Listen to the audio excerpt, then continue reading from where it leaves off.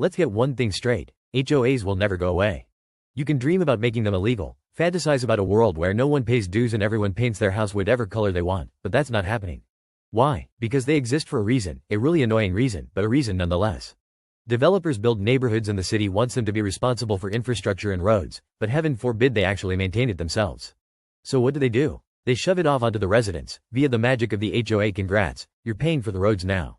And sidewalks and lawns, and apparently the right to breathe in some HOA-sanctioned way. HOAs themselves aren't evil. Not inherently. They can be a good idea if managed well. You get a community standard, someone checking that roofs aren't falling in, yards aren't jungles, stuff like that. Sounds fine, right? But then you introduce people into the mix. People with zero qualifications, zero experience, and egos the size of the local water tower. Suddenly, a community becomes a theater of absurdity. And these are your Karens and Kens, the ones who think a trimmed bush is a moral imperative. That's where the real comedy begins. You have folks who enforce rules based on personal vendettas or a misunderstanding of font sizes in the neighborhood newsletter.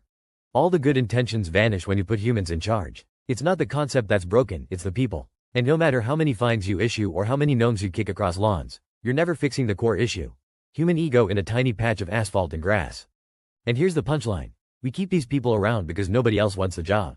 It's a poisoned chalice disguised as civic duty. You can't just kick them out, and even if you could, the next person is probably just another ego with zero idea how to manage anything.